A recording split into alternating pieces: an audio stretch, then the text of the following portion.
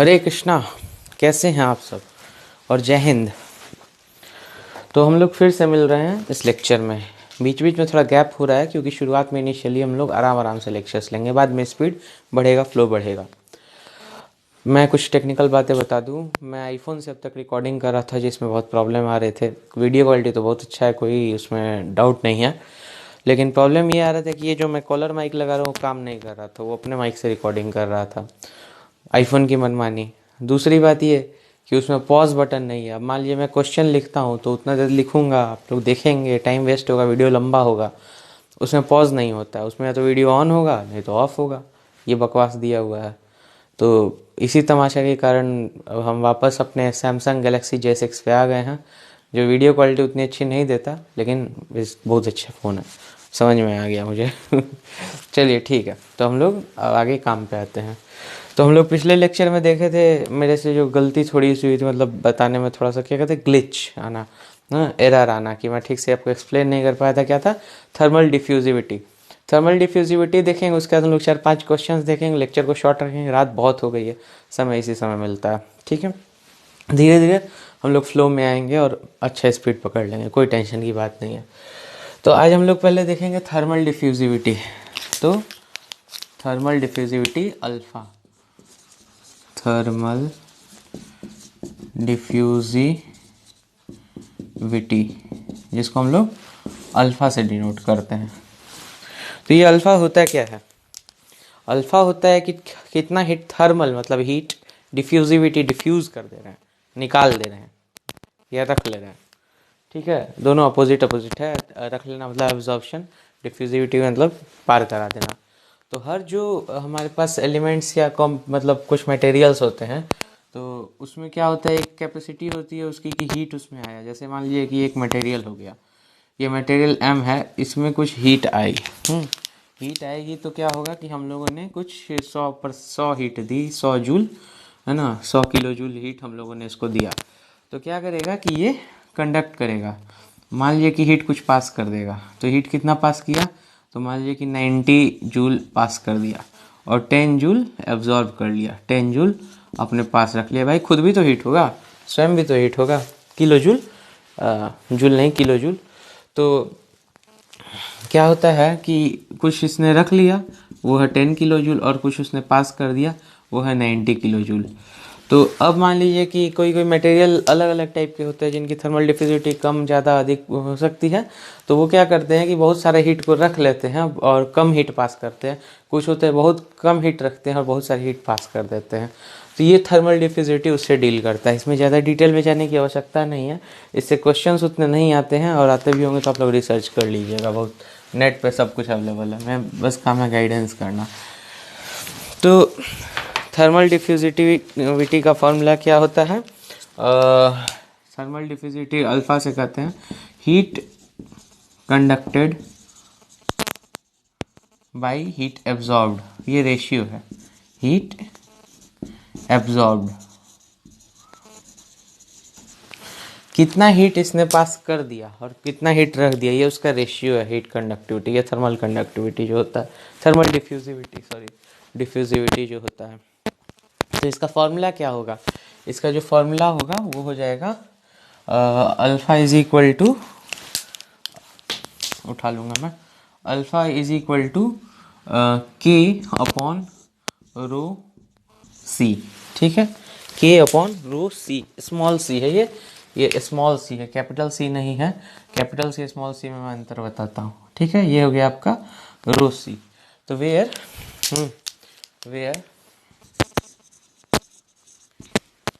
Alpha is equal to thermal diffusivity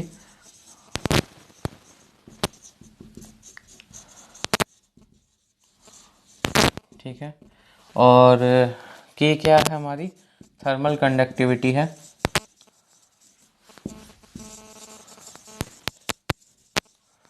और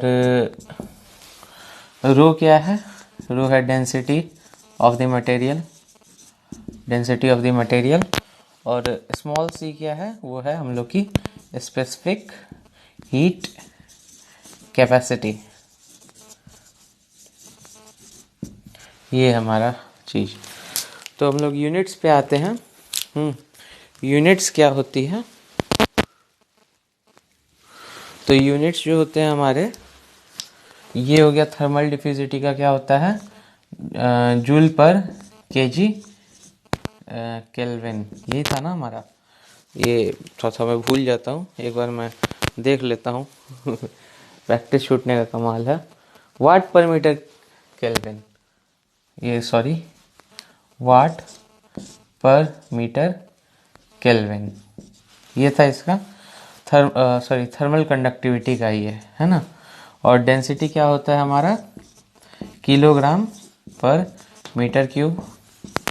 और specific heat capacity का क्या होता है, जूल पर किलोग्राम केल्विन।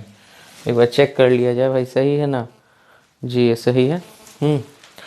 और तो हम लोग थर्मल डिफ्यूजिविटी का निकालना होगा तो वही सिंपल तरीका यूज़ करेंगे, हम लोग टेक्निक यूज़ करते हैं।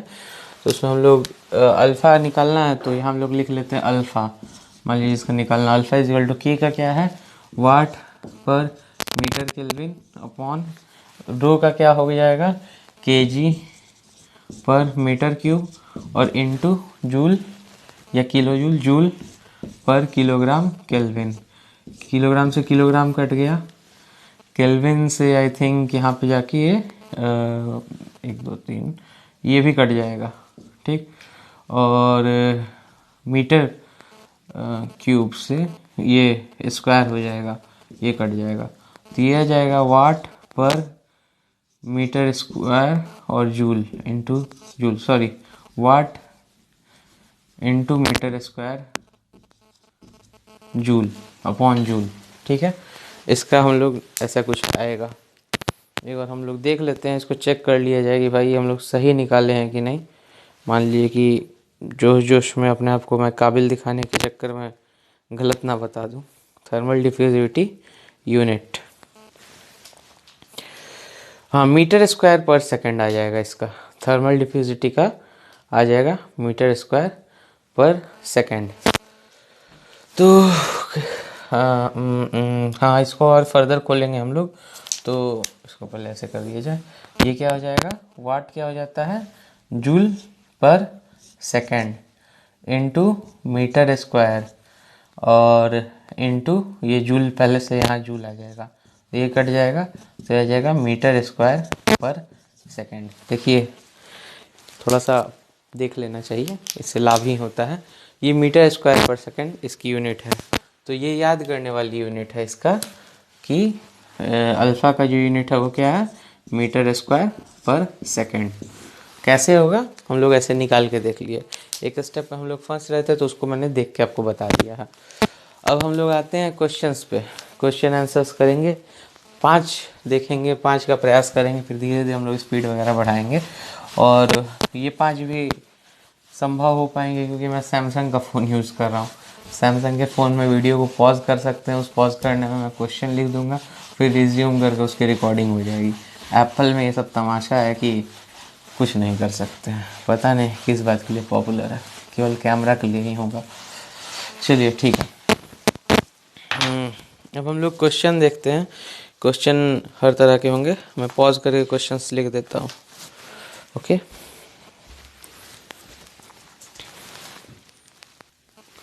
तो हमारा क्वेश्चन है, the rate of heat transfer from a hot surface to a cold surface. लिखा है the rate of heat transfer from a hot surface to a cold surface is directly proportional to the difference in temperature between the two surfaces and the surface area normal to the direction of heat flow.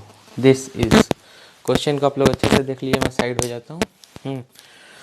ये कौन सा law है, तो देखिए इसमें क्या लिखा है, rate of heat transfer from a hot surface to a cold surface, ठीक है। रेट ऑफ हीट ट्रांसफ़र को हम लोग किससे दिखाते हैं, रेट ऑफ हीट ट्रांसफ़र को हम लोग Q से दिखाते हैं, Q rate of heat transfer from a hot surface to a cold surface, या Q डॉट से दिखा देते हैं, रेट की बात हो रही है। Is directly proportional to the temperature difference between the two surfaces, तो TS1 minus TS2 is directly proportional to the temperature difference between the two surfaces and the surface area normal to the direction, मतलब directly proportional to इतना, and also to the surface area normal to the direction of heat flow. तो surface area normal to the direction of heat flow, this is. तो ये क्या है? तो देखिए ये जो है हम लोग को लग रहा है कि इसमें एरिया आ गया है, तो ये हो सकता है कौन सा? Newton's law of cooling. Newton's law of cooling कहाँ पे यूज़ होता है? कन्वेक्शन में यूज़ होता है। कन्वेक्शन का जो हम लोग इक्वेशन निकाले थे वो न्यूटन्स लॉ ऑफ कूलिंग पे बेस्ड था, लेकिन एक्चुअली इसका answer Newton's law of cooling नहीं है, इसका आंसर होगा आपका फोरियर लॉ। क्यों? क्योंकि ये बात कर रहा है heat transfer from a hot surface to a cold surface is directly proportional to temperature difference between the two surface and the surface area normal to the direction of heat flow. ठीक है, ये इसकी बात कर रहा है। ठीक है, सरफेस टू सरफेस की बात हो रही है, तो इसीलिए ये क्या होगा? ये आपका होगा फोरियर्स लॉ, यानी कंडक्शन का बात कर रहा है, कंडक्शन की बात कर रहा है। अब क्या है कि बाकी बचे हुए तीन हैं वो कहाँ का उपयोग होते हैं? तो न्यूटन्स लॉ ऑफ कूलिंग, जैसे फोरियर लॉ क्या कहता है? Q is equal to minus K A D T upon D X. ठीक है, ये देखिए ए है यहाँ पे, डी टी है, के की बात नहीं की गई है और डी एक्स की बात नहीं की गई है, तो लेकिन इसका ये मतलब नहीं कि है, यही है। और Q is equal to minus H A D T. ठीक, तो सॉरी माइनस नहीं होगा। ठीक है, और यहाँ सरफेस टू सरफेस की बात की गई है, सरफेस टू लिक्विड की बात नहीं की गई है, तो इसीलिए हम लोग का कौन सा होगा? फोरियर्स लॉ होगा। न्यूटन्स लॉ ऑफ कूलिंग क्या होता है? ये वाला इक्वेशन जो कन्वेक्शन का है उसको गवर्न करता है। किरचॉफ लॉ क्या होता है? किरचॉफ लॉ एक इलेक्ट्रिसिटी में भी हम लोग पढ़े हैं, Kirchhoff law of current, Kirchhoff law of voltage, ऐसे कुछ था फर्स्ट ईयर वगैरह में। और लेकिन हम लोग का ये थर्मोडाइनमिक्स मतलब हीट ट्रांसफर से रिलेटेड होगा, तो किरचॉफ लॉ आता है आपका रेडिएशन में आता है। ठीक है, तो ये इसका पार्ट नहीं हो गया। फोरियर लॉ हम लोग का ये हो गया जो इस इक्वेशन को गवर्न करता है। और वीन्स लॉ क्या होता है? वीन्स लॉ भी हम लोग आगे पढ़ेंगे, वो रेडिएशन में आएगा, उसका ग्राफ कुछ ऐसे करके बनता है। ठीक है, वो हम लोग आगे देखेंगे। तो अब हम लोग नेक्स्ट क्वेश्चन पे आते हैं। देखिए क्वेश्चन ही इम्पॉर्टेंट चीज़ें हैं, बाकी कितना भी आप थ्योरी और कॉन्सेप्ट रख लीजिए, आपका क्वेश्चन नहीं सॉल्व कर रहा है तो कुछ नहीं हो सकता। तो कंपटीशन निकालना है तो क्वेश्चन सॉल्व करना होगा। चलिए हम लोग नेक्स्ट क्वेश्चन पे आते हैं। तो अगला क्वेश्चन है heat transfer takes place according to. तो यहाँ पे आप लोग को विजिबल नहीं हो पा रहा, पता नहीं ब्लैक मार्कर में दोनों ही ख़राब है, अब नया मैं खरीदूंगा लूँगा। Heat transfer takes place according to question है, और इसके ऑप्शन आप देख सकते हैं। Fick's law, zeroth law of thermodynamics, TD मतलब thermodynamics, first law of thermodynamics, second law of thermodynamics. तो हीट ट्रांसफ़र कौन से लॉ के अनुसार कार्य करता है? तो देखिए फिक्स लॉ है, ये डिफ्यूजन में आता है, ये हम लोग आगे देखेंगे लास्ट में। डिफ्यूजन, ये डिफ्यूजन में आता है fix law. Zeroth law of thermodynamics क्या कहता है? जीरोथ लॉ ऑफ थर्मोडाइनमिक्स पे थर्मामीटर बेस्ड होता है। क्या कहता है zeroth law of thermodynamics? if a body temperature A is equal to body temperature C which is separately equal to the body temperature B, then A is equal to C, ऐसा था। और first law of thermodynamics क्या कहता है? First law of thermodynamics आपका कहता है, मुझे कुछ वो हो रहा है, क्या कहते हैं याद नहीं आ रहा, लेकिन फर्स्ट लॉ ऑफ थर्मोडाइनमिक्स हमें बताता है, हाँ क्या था? Del W is equal to cyclic integral of del Q, मतलब कि heat total work done in a cycle, cyclic integral of work done in a cycle is equal to cyclic integral of heat transfer in a cycle, या inverse is also true, मतलब cyclic integral of heat transfer in a cycle is equal to cyclic integral of work done in a cycle. इसके 4 cases हमने पढ़ाए थे। और second law of thermodynamics क्या कहता है? सेकंड लॉ ऑफ थर्मोडाइनमिक्स ये क्या कहता है? क्वालिटेटिव लॉ है, ये क्वांटिटेटिव लॉ हो गया, ये क्वालिटेटिव लॉ हो गया। क्वालिटेटिव लॉ क्या बताता है कि heat transfer will always take from higher temperature to lower temperature. तो ये हमें कौन बताता है? सेकंड लॉ बताता है। तो इसका आंसर क्या होगा? Heat transfer takes place according to second law. Second law क्या बताती है कि किधर से किधर होगा। तो थर्मोडाइनमिक्स में हुआ क्या था कि फर्स्ट लॉ पहले खोज लिया गया, उसके बाद सेकंड लॉ है, जबकि सेकंड लॉ को पहले आना चाहिए था, लेकिन फर्स्ट लॉ पहले खोज लिया गया। अब जीरोथ लॉ एक आया तो बाद में आया, तो उसको फर्स्ट लॉ के पहले होना चाहिए, तो उसको जीरोथ लॉ कर दिया गया। तो ऐसे करके डाल दिया गया। देखिए गलती केवल मेरे से ही नहीं होती है, गलती बड़े बड़े साइंटिस्ट से भी होती है। इसका ये मतलब नहीं होता है कि आपसे गलती हो रही है तो आप बहुत ख़राब हो गए, मेरे से गलती हुई मैं ख़राब हो गया। महान महान साइंटिस्ट ने गलत गलत बताया है, तो हम लोग को उसी के अनुसार चलते रहना चाहिए, ठीक है, माइंड नहीं करना चाहिए। अब हम लोग नेक्स्ट क्वेश्चन पे आते हैं। तो नेक्स्ट क्वेश्चन पे आया जाए, तो ये हमारे सामने एक क्वेश्चन और आ गया है। उससे पहले मैं थोड़ा थर्मल कंडक्टिविटी में, डिफ्यूजिविटी में कुछ छूट गया था, वो बता देता हूँ। तो थर्मल डिफ्यूजिविटी में क्या होता है कि क्या था हमारा, अल्फा इज इक्वल टू के अपॉन रो सी था, रो स्मॉल सी। तो स्मॉल सी जो होता है वो हमारा जो होता है specific heat capacity, specific heat capacity. और ये क्या हो गया, और रो सी जो है, रो इंटू सी, इसको हम लोग कलेक्टिवली कैपिटल सी से डिनोट करते हैं, जो आ जाता है हमारा रो सी का वैल्यू। इसको क्या कहते हैं हम लोग, ऐसे कहते हैं हम लोग heat capacity, volumetric heat capacity, volumetric heat capacity. तो स्मॉल सी और कैपिटल सी में आपको अंतर समझ में आ गया है, और इसके यूनिट में भी पता है आपको, डेंसिटी से मल्टीप्लाई हो जाएगा तो वो वॉल्यूमेट्रिक हीट कैपेसिटी हो जाएगा। चलिए तो हम लोग इस क्वेश्चन पे आते हैं।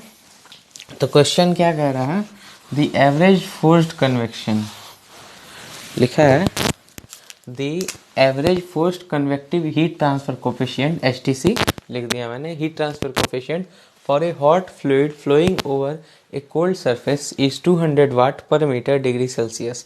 The fluid temperature upstream of the cold surface is 100 degree Celsius and the surface is held at 20 degree Celsius. Determine the heat transfer rate per unit surface area from the fluid to the surface. तो question ही इतना बड़ा और complicated है कि हम लोग को समझने में ही बहुत टाइम लग जाएगा, और समझ पाएंगे कि नहीं उसमें गारंटी नहीं है। ऐसे ही घुमा के क्वेश्चन पूछा जाता है एग्जाम में, इतना इजीली नहीं पूछेगा, होता सिंपल नहीं है लेकिन घुमा दिया जाता है। देखिए the average force convective heat transfer, तो पहली बात हमें पता चल गया फोर्स कन्वेक्शन है, ठीक है। हीट ट्रांसफर कोफिशिएंट, तो H की बात हो रही है, तो एवरेज है तो H बार की बात हो रही है, is equal to over a cold surface is 200 watt पर मीटर डिग्री सेल्सियस। तो 200 वाट पर मीटर डिग्री सेल्सियस, एक चीज़ निकल के आया। अच्छा, flowing over a cold surface, ठीक है, तो सरफेस कोल्ड है और फ्लूइड हॉट है। देखिए hot fluid flowing over a cold surface, ठीक है। तो हम लोग जनरली देखते हैं क्या होता है कि हॉट सरफेस होता है, उस पर कोल्ड फ्लूइड बहती है, लेकिन इस पर हॉट फ्लूइड है, कोल्ड सरफेस है, तो इसका ध्यान रखना है। The fluid temperature up stream of the cold surface is, तो फ्लूइड टेम्परेचर अप स्ट्रीम, इस पे ध्यान मत दीजिए, of the cold surface, fluid temperature की बात की गई, वो क्या 100 डिग्री सेल्सियस है। तो टी ऑफ फ्लूइड या टी इन्फिनिटी जिससे कहें, T infinity is equal to कितना है आपका 100 डिग्री सेल्सियस है।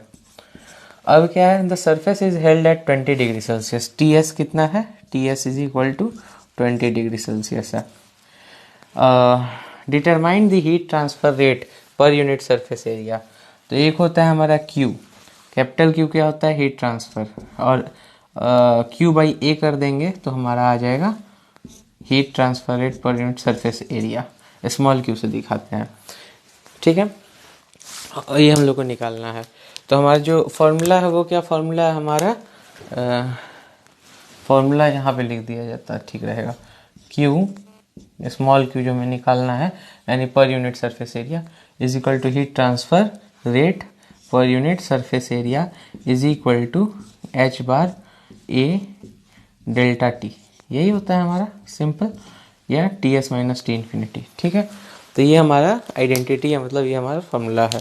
इस फॉर्मूला को हम लोग यूज़ करेंगे तो हम लोग Q निकालेंगे, तो Q is equal to Q bar upon A bar, जो हमें निकालना ही है, is equal to H bar कितना हमारा 200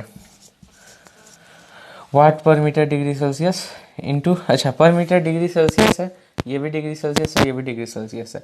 अगर केल्विन में भी आपका देगा तो degree Celsius minus degree Celsius delta T उतना ही आएगा, तो उससे कोई अंतर नहीं पड़ता, लेकिन रेडिएशन में अंतर पड़ेगा।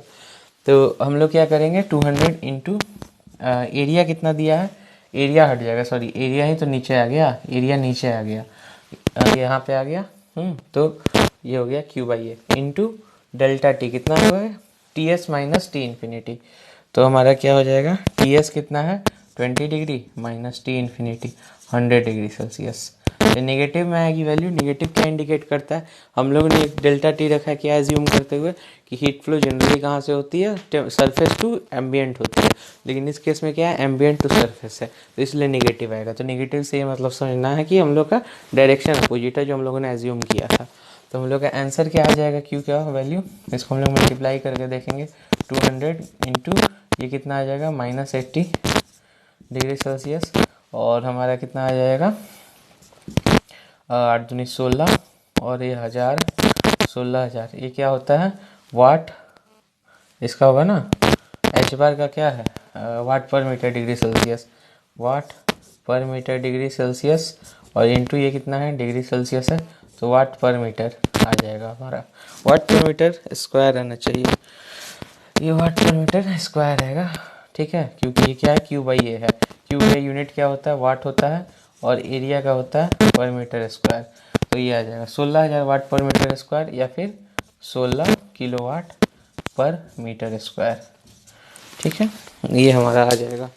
और इसके बाद क्वेश्चन देखा जाए, हमारा एक रेडिएशन पे क्वेश्चन है, और बस एक क्वेश्चन और कर लेते हैं रेडिएशन पे, उसके बाद से इस क्लास को विराम दिया जाएगा। तो हम लोग के सामने एक क्वेश्चन रेडिएशन का भी है कि आफ्टर सनसेट, यानी सनसेट के बाद में radiant energy can be sensed by a person standing near a brick wall has a surface temperature around 50 degree Celsius and typical brick emissivity value is approximately 0.9. What would be the radiant heat flux per square meter from the brick wall at this temperature? ठीक है, तो question थोड़ा लंबा चौड़ा है और देखने में हम लोग को सुनने में बहुत कॉम्प्लिकेटेड लग रहा है, तो वैसे उसको हम लोग सिंप्लीफाई करते हैं। तो सनसेट के बाद radiant energy can be sensed by, radiant energy की बात हुई है, can be sensed by a person standing near a brick wall, wall has a surface temperature कितना है हमारा 50 डिग्री सेल्सियस है। तो हम लोग को जो वैल्यू मिलती है हम लोग पहले उसको लिख लेते हैं। तो हम लोग को गिवन में दे दिया है, given T S is equal to 50 degree Celsius, और टिपिकल ब्रिक एमिसिविटी इज 0.9, तो एमिसिविटी को स्मॉल इस एप्सिलॉन से दिखाते हैं 0.9 ये दिया हम लोगों को। What would be the radiant heat flux per square metre from the brick wall at this temperature, तो रेडिएंट हीट फ्लक्स पूछ रहा है पर स्क्वायर मीटर, तो इसको हम लोग किसके कहते हैं ई बाई ए की वैल्यू पूछ रहा है, ई बाई ए हम लोगों से पूछ रहा है कि क्या होगा, क्या है मतलब radiant heat flux per square metre from the brick wall, ठीक है। तो एमिसिव एनर्जी को भी इसे बतलाता है, उसी को रेडिएंट हीट फ्लक्स बोल रहा है अपॉन ए, ये पूछ रहा है। तो हम लोग की आइडेंटिटी क्या थी, हम लोग मतलब जो क्वेश्चन का ये फॉर्मूला हम लोग का क्या था, फॉर्मूला था रेडिएशन का क्यू है ना, Q emissivity, Q emitted rate is equal to epsilon sigma A delta T to the power 4, ये ना D T to the power 4, यही था हम लोगों का, या T S to the power 4, T S to the power 4 था हम लोगों का, T S to the power 4, ये था हम लोगों का। तो अब हम लोग रेडिएशन है, तो रेडिएशन में हम लोग कभी भी डिग्री सेल्सियस में नहीं रखेंगे, इसको हम लोग पहले केल्विन में चेंज करेंगे। तो 50 प्लस 273, ये कितनी वैल्यू आ जाएगी हमारी 7 5 12, 3 ये आ गई, 7 5 12, 323 केल्विन आएगा। तो हम लोग इस फॉर्मूला में पुट करेंगे, तो क्यू एमिसिविटी कितना आ जाएगा, क्यू अपॉन, अब ये ए इधर आ जाएगा इसके नीचे, क्यू बाई ए हो जाएगा, क्योंकि यही पूछ रहा है हम लोगों से ई बाई ए या क्यू बाई ए। तो हम लोग ई बाई ए करके निकालते हैं, ई अपॉन ए बराबर एप्सिलॉन कितना है हम लोगों का, पहले epsilon sigma T S to the power 4 आएगा, तो एप्सिलॉन की वैल्यू हमारी कितनी आ रही है 0.9 गिवन है यहाँ पे, 0.9 इंटू ये कितना होता है 5.67 into 10 to the power -8 into T S to the power 4, T S ये वाला रखेंगे हम लोग, इंटू 323 टू द पावर 4, ये हम लोगों का आएगा। इसको हम लोग सॉल्व करेंगे, तो अभी साइंटिफिक कैलकुलेटर का हम लोग यूज़ करेंगे, तो इसकी वैल्यू आ जाएगी 555.44 वाट, 555.44 वाट पर metre square kelvin to the power 4, इसका यूनिट भी याद रखना, यूनिट बहुत इंपॉर्टेंट है, सॉरी वाट पर मीटर स्क्वायर आएगा, वाट पर मीटर स्क्वायर आएगा, क्योंकि हम लोग का जो क्वेश्चन पूछा है इसमें, तो यूनिट भी बहुत इंपॉर्टेंट है, यूनिट पे ध्यान देना है। डिग्री सेल्सियस को केल्विन में यूज चेंज करना बहुत आवश्यक है, उसके नहीं करेंगे तो हम लोग का क्वेश्चन मतलब आंसर गलत हो जाएगा। एक आप लोग देख लीजिए सॉल्यूशन, मैं सामने से हट जा रहा हूँ। तो ठीक है, तो आज के लिए हम लोग इतना ही रखते हैं। चलिए, धन्यवाद। हरे कृष्णा, जय हिंद।